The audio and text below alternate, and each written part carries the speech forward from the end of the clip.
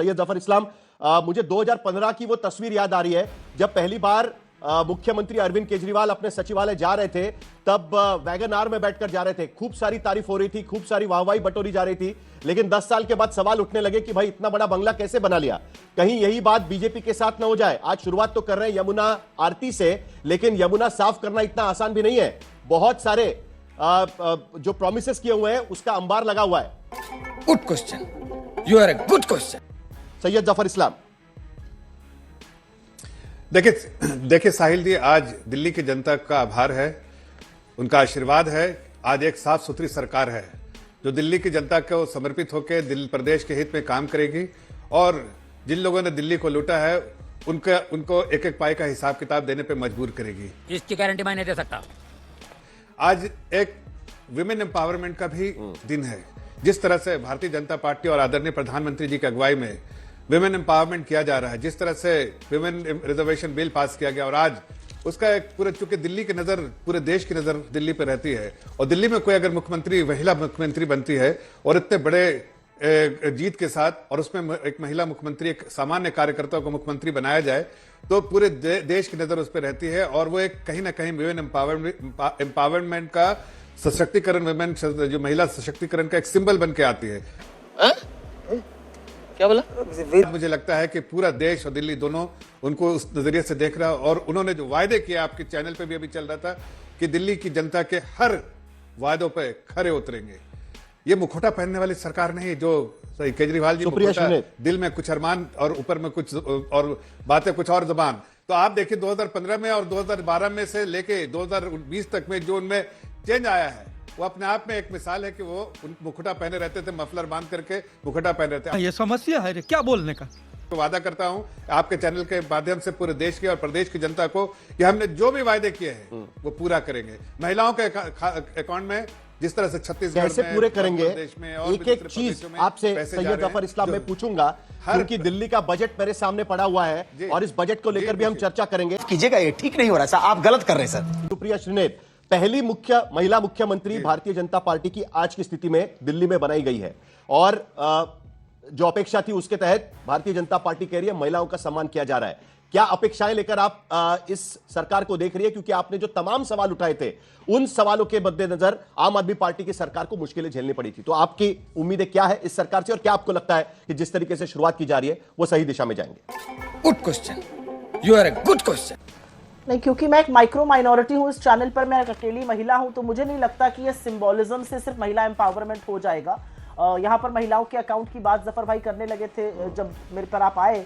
9 लाख जहाँ पर वो रहते हैं मुंबई में, महाराष्ट्र में सरकार आई, 9 लाख महिलाओं को लाडकी बहन से निकाला जा रहा है, उन्हीं को बचा लीजिए। पहले देखिए, ऐसा है कि रेखा गुप्ता जी मुख्यमंत्री बनी है, उनको मेरी अग्रिम शुभकामनाएं। मैं आशा ही करती हूँ कि वो दिल्ली में प्रशासन और जो अपराध है महिलाओं के खिलाफ और जो अपराध की दर है अदरवाइज भी, उसको थोड़ा कंट्रोल करने का काम करेंगी। अमित शाह जी की दिल्ली पुलिस शायद अब ज्यादा मुस्तैदी से काम कर पाएगी, लेकिन उनका जो थोड़ा बहुत बैकग्राउंड कल से सोशल मीडिया पे चल रहा है, जिस तरह की भाषा उन्होंने महिलाओं के लिए भी कही है, महिला नेत्रियों के लिए कही है, या खुद केजरीवाल जी के लिए कही, मुझे वो पढ़ के थोड़ा दुख हुआ। लेकिन ऐसे ही लोग बीजेपी में बढ़ते हैं, आप देख लीजिए, चाहे वो कपिल मिश्रा हो या अनुराग गोलीमारो ठाकुर हो या बाकी प्रवक्ता हो। जफर भाई तो फिर भी थोड़े सज्जन व्यक्ति हैं। मेरा अपना मानना, मैं एक चीज यमुना जी पर जरूर कहना चाहती हूँ, हमारी नदियां जो है वो हमारे धर्म और हमारे शास्त्रों में बहुत उनकी अहमियत है।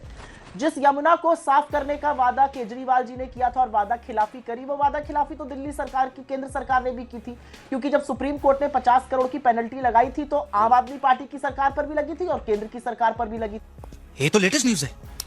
लेकिन चलिए अब देखते हैं क्या होता है आगे। यमुना जी साफ हो, प्रदूषण से कुछ छुटकारा मिले। एक छोटा सा बच्चा 20-20 दिन के सिगरेट के बराबर एयर पोल्यूशन झेल रहा है। एमसीडी का जो शराब घोटाला हुआ उस पर देखिए क्या सच सामने आता है, क्योंकि बाकी जगहों पर तो लाभार्थियों को निकालने का काम हुआ है। मैं आशा करती हूँ यहाँ पे जोड़ने का काम किया जाएगा। सही पकड़े हैं। चलिए जफर इस्लाम जी, आप जवाब दे दीजिए। आप तो मुंबई में रहते हैं, आपको पता है कि मीठी नदी का प्रॉमिस सालों साल से चल रहा है, वो काली की काली रह गई अभी भी। बोलिए। देखिए, चूंकि अभी मैं दिल्ली की बात कर रहा हूं इसलिए दिल्ली पे ही रहता हूं। जब महाराष्ट्र की बात होगी तो महाराष्ट्र के बारे में बताऊंगा। कोई बात नहीं, हम तो चूतिए हैं। हकीकत यह है कि आज जमुना मैया के बारे में जो बात कही है, मैं उनको आश्वस्त करना चाहता हूं सुप्रिया बहन को कि आपकी जो मनोकामना है पूरे तौर से पूरी की जाएगी, और आपकी मनोकामना ही नहीं, प्रदेश की हर जनता की मनोकामना है, और उसको साफ करने का काम कैबिनेट में स्वेरिंग इन सेरेमनी से पहले काम शुरू हो गया, और साफ शफाफ करेंगे। बिल्कुल जो आपकी उम्मीदें हैं उस आपकी उम्मीदों पे भी खरे उतरेंगे। फेंको फेंको अपनी पूरी शक्ति के साथ फेंको। आप अपोजिशन में भी हो के आपको कहना पड़ेगा कि हाँ, भारतीय जनता पार्टी ने जो वादा किया था वो पूरा किया, और मैं करने ये उसी दिशा में हमारी सरकार। आज भी कैबिनेट की मीटिंग है, कई बड़े अहम फैसले होंगे, उस अहम फैसले से आपको एक डायरेक्शन दिखेगा कि हम बिल्कुल क्लैरिटी है हमें कि इस प्रदेश को किस तरह से। मैं और आपको एक बड़ी बात कहता हूं, आप एक मिनट, एक बड़ी बात कहता हूं, आप छोटी सी बात बाद में, एक बड़ी बात कहता हूं आपको, मैं वादा करता हूं। एक मिनट मेरी बहन, आप एक मिनट सुन लीजिए। आज दिल्ली में सरकार बनी है, 5 साल बाद दिल्ली जो है ना पूरी दुनिया के लिए एक सिंबॉलिक होगा। एक कैसा कैपिटल होना चाहिए, जो एक देश का कैपिटल कैसा होना चाहिए, वो भी एक एग्जाम्पल के तौर पर एग्जाम्पलरी होगा। तू समझा? हाँ। नहीं, तू समझा नहीं। आप इसके लिए जो उस दिशा में काम होगा, और दिल्ली को एक बहुत ही खूबसूरत, बहुत अच्छा, बड़ा वादा दिल्ली कर की रहे हैं जनता जो है गर्व से कहेगी। अब आप नेगेटिविटी, अब आप सुनिए, रिवर फ्रंट बनाएंगे यमुना के पास, रिवर फ्रंट बनेगा जिस तरह से। अब आप देखिए, आप नेगेटिव, मेरी बहन, आप नेगेटिव बात नहीं। आज शुभ दिन है, हर दिन नेगेटिव अच्छा नहीं लगता ना, शुभ दिन है। शुभ दिन पे शुभ बातें सब भी सुन लीजिए। सुप्रिया श्रीनेत जल्दी से बोलिए। अनुराग ढांडा देखिए मुस्कुराते हुए इंतजार कर रहे हैं, आज खुश हो रहे हैं वो। हाँ, सुप्रिया श्रीनेत बस छोटी सी बात कह के, आपकी दशकों से सरकार है गुजरात में। साबरमती हिंदुस्तान की सेकंड मोस्ट पोल्यूटेड नदी है। अरे बाप रे, ये तो धोती खोल रहा है। ये आपके राज की असलियत है। मैं नेगेटिव पॉजिटिव में नहीं जा रही हूँ। हमारी नदियों का जो कायाकल्प आप करने वाले थे, एक को माँ गंगा ने बुलाया था, एक को माँ जमुना ने बुलाया था। देखिए ना क्या हाल है गंगा, जमुना और साबरमती का भी, जहां पर आपकी कई दशकों से सरकार है। ये कहना चाह रही थी। चलिए आगे निकल, पहली फुर्सत में निकल। आशुतोष, बीजेपी ने 3 संकल्प पत्र यहां पर निकाले थे। ठीक है, बीजेपी ने 3 संकल्प पत्र यहां पर निकाले थे। उन 3 संकल्प पत्रों में 15 प्रमुख चीजें उन्होंने यहां पर रखी हुई है, जिसमें जाहिर सी बात है कि सबसे बड़ा फैसला 2500 रुपए महिलाओं को देने का करना पड़ेगा। आज की स्थिति में हम देख रहे हैं कि कोई भी राज्य इस स्थिति में नहीं है कि इतनी बड़ी रकम अपने राज्य में आधी आबादी को दे सके। महाराष्ट्र में भी वही चीजें, दिक्कतें सामने आ रही है। 2100 रुपए का वादा अभी तक पूरा नहीं हो पाया है। आज की स्थिति में जिस तरीके की दिल्ली की सरकार चल रही है, उसमें जो वादे किए गए वो और उसके लिए लाने जो पैसे की जरूरत है वो, ये दोनों चीजें मेल खाती है क्या? और उसको लेकर क्या बीजेपी की सरकार सचमुच में लोगों के जो वादे किए उस पर खरी उतर पाएगी? आपका क्या मानना है? क्या बात है? देखिए साहिल, अब सरकार तो अभी आज ही बनी है, आज ही इस पे बहुत सारे सवाल खड़े कर देंगे तो बहुत दिक्कत पैदा हो जाएगी। लेकिन 2-3 चीजें बड़ी महत्वपूर्ण, और मुझे एक चीज का जो सबसे ज्यादा डर था, मुझे लगता है वो होता हुआ दिख रहा है कि यमुना की सफाई यमुना रिवर फ्रंट से नहीं होती है। यमुना रिवर फ्रंट बन जाएगा, पर्यटन स्थल बन जाएगा, बहुत अच्छा, हम सब लोग वहां जाएंगे। लेकिन जब तक यमुना को ठीक से सफाई नहीं होगी, तब तक यमुना फ्रंट बनने का कोई मतलब नहीं है। कहीं ऐसा ना हो कि यमुना फ्रंट तो, रिवर फ्रंट तो आपने बना दिया, उसकी शोकेसिंग अच्छी तरीके से कर दी, उसके बहाने आपने पूरी मार्केटिंग कर दी कि अब तो यमुना साफ हो गई। आशुतोष भाई, मैंने कब कहा कि सिर्फ रिवर फ्रंट बनेगा? आप स्पेकुलेट क्यों कर रहे हैं? नहीं, आप मुझे बोलने कर रहे हैं। नहीं बेटा, आप स्पेकुलेट कर रहे हैं, ये तो गलत है ना। अरे बोलने दीजिए ना, जफर इस्लाम जी बोलने दीजिए ना। गलत है, आएंगे ना आपके पास भी आएंगे, सब चीजें आएंगे। कहा रिवर फ्रंट को तो आपने ले लिया, आशुतोष को बोलने दीजिए। तो आपने पकड़ लिया, लेकिन आपने ये नहीं देखा साबरमती का जब उदाहरण देते हैं तब रिवर फ्रंट की बात की जाती है ना। आशुतोष तो वही बोल रहे हैं। ये नेगेटिव माइंड। अरे उसके बाद संगीत रागी भी बोलने वाले हैं। हमने कहा कि अरे ये जवाब संगीत रागी दे देंगे। चलिए आशुतोष जी खत्म करिए। मैं आशुतोष, जफर इस्लाम साहब का सम्मान करता हूं, क्योंकि वो बीजेपी के बाकी प्रवक्ताओं की तरह बिहेव नहीं करते। बाकी तो पर्सनल टिप्पणी पे आ जाते हैं, गाली गलौज उतर आते हैं। मैं जानता हूं जफर इस्लाम साहब बहुत अच्छे बैंकर रहे हैं और बहुत उनका अच्छा स्वभाव उनका है, बाकी प्रवक्ता जैसे नहीं है ये। मैं उनसे उम्मीद नहीं कर रहा था बीच में टोक पड़ेंगे। गजब बेइज्जती है। मैंने एक आशंका जाहिर की, और यह आशंका बहुत जरूरी है। इसलिए जरूरी है क्योंकि अगर ऐसा ना हो तो बहुत अच्छा है कि रिवर फ्रंट तो बन जाए, यमुना साफ ना हो। अभी जैसे कुंभ को लेकर चले जाइए, किसकी रिपोर्ट है वो? सेंट्रल पोल्यूशन कंट्रोल बोर्ड की रिपोर्ट है। वो कुंभ के बारे में क्या कह रही है? मतलब जो भी आदमी उस रिपोर्ट को पढ़ेगा उसका सिर शर्म से झुक जाएगा। मतलब करोड़ों लोग वहां स्नान कर रहे हैं और किन परिस्थितियों में स्नान कर रहे हैं गंगा के बाहर। और ये रिपोर्ट सेंट्रल गवर्नमेंट की रिपोर्ट है, ये मेरी रिपोर्ट नहीं है। एनजीटी ने नेशनल जो एनजीटी है उसने बाकायदा उत्तर प्रदेश की सरकार से कहा है कि आप डिटेल दीजिए। और उत्तर प्रदेश के मुख्यमंत्री क्या कह रहे हैं, उत्तर प्रदेश की सरकार क्या कह रही है, रिपोर्ट झूठी है, एक अफवाह फैलाई जा रही है। अरे भाई सेंट्रल गवर्नमेंट की रिपोर्ट है, उस पर तो यकीन कर लीजिए। आशुतोष की बात मत मानिए, आप ढांडा की बात को मत मानिए, आप समाजवादी पार्टी की बात को मत। तो मेरा कहना यह है कि जो गंगा राजीव गांधी नहीं साफ कर पाए, जो उस गंगा की आज हालत यह हो गई, कुंभ के दौरान वहां पे मलमूत्र जैसी स्थितियां पैदा हो गई हैं, रिपोर्ट पढ़ते तो किसी का भी सिर शर्म से झुक जाएगा। मेरा इतना ही कहना है कि भाई महाराष्ट्र के अंदर संगीत रागी 2100 रुपए देंगे, क्यों नहीं आप उसको पूरा कर पा रहे? क्योंकि सारी और एक 10 सेकंड, सारी राज्य सरकारें, पंजाब के अंदर आम आदमी पार्टी की सरकार 1000 रुपए अभी तक नहीं दे पाई, 3.5 साल हो गए। ये लोगों को मूर्ख बनाने का काम राजनीतिक पार्टियां चुनाव के दौरान करती है, उसको बंद करना चाहिए और लोगों से कहना चाहिए मेहनत करिए, कमाइए, हम ऐसी स्थिति पैदा करें, बजाय इसके कि आप फ्रीबीज दे रहे हैं। हम करते हैं प्रबंध, आप चिंता मत करिए।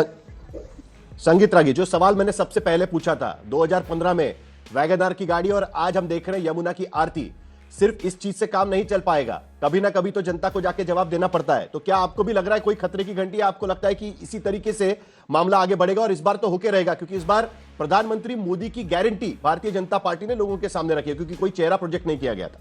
संगीत रागी।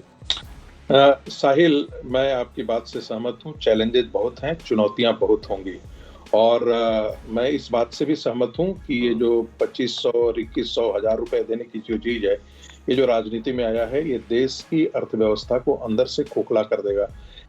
ये बड़ी अच्छी बात कही आप। लेकिन हुआ क्या है कि हर पार्टी मजबूर हो रही है, कांग्रेस पार्टी भी मजबूर हुई, भारतीय जनता पार्टी भी मजबूर हुई है। इसको समझना है तो ऐसे ही है कि एक खेल के मैदान में यदि एक पक्ष फॉल खेलना शुरू कर दे और लगातार वही काम करते, तो उससे निपटने के लिए आपको उसी प्रकार की चीजों को सहारा लेना पड़ता है राजनीति में।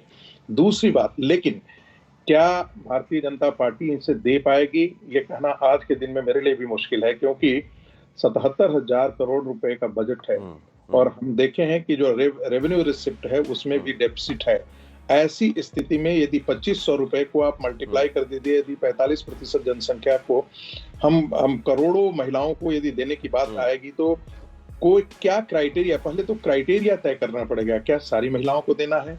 मान लेते हैं कि कोई यदि 10 लाख रुपए जिनका इनकम है, 20 लाख रुपए जिनका इनकम, क्या उनको भी 2500 रुपए हर महीने देना है? तो आज ये कैबिनेट पे फैसला नहीं होगा ना? मतलब तो मैं अपना उसका विश्लेषण कर रहा हूँ, मैं विश्लेषण कर रहा हूँ, वैसे ही जो है वो बाकी अन्य चीजों पर भी है।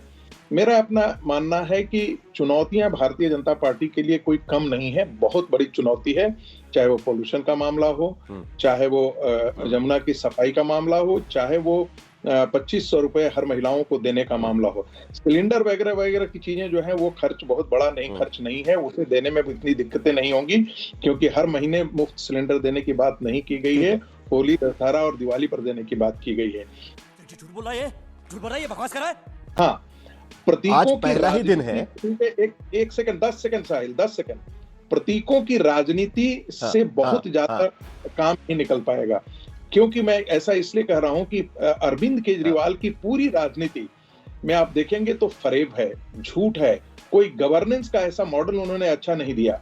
आप रेवड़ी बांट करके आप वोट को इकट्ठा कर रहे हैं, ये एक सच्चाई है। इसके अतिरिक्त आप एक बेहतरीन यदि दिल्ली को एक गवर्नेंस का मॉडल देते तो लोग आज भी उसे स्वीकार करता, जो है नहीं। आप कहाँ थे ज्ञानी बाबा? इसलिए भारतीय जनता पार्टी के लिए चुनौतियां ये है कि ये 5 साल के दरमियान आज तो डिबेट का कोई चांस ही नहीं है। उसे गंगा यमुना की सफाई और ये जो मुद्दे हैं, जिसे फ्री बीज की बात है, उसका भी समाधान निकाल करके देना पड़ेगा। इसके लिए रेवेन्यू जनरेशन बहुत इंपॉर्टेंट हो जाता है। भारत सरकार से क्या मांगे? हमने देखा है कि पंजाब की सरकार आज तो डिबेट का कोई चांस ही नहीं है। आप भी संगीत रागी से अग्री करेंगे?